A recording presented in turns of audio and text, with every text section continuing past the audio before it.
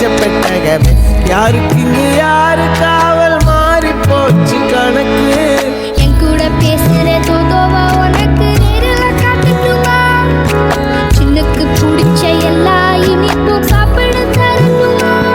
அந்த அறிவிப்போல் அன்ப தருவாள் சின்ன அறிவிப்பும் இன்று சுடுவாள். நீயும் தும்மிடி தும்மிடி ஆயுசு நூறாக என் உயிர் உன்னோட பத்திர சொத்தாக. என் பார்வை உன்னோடு உன் பொம்மை கண்ணோடு பேசாமல் விண்ணோடு நாம் மிதந்து போவோம்.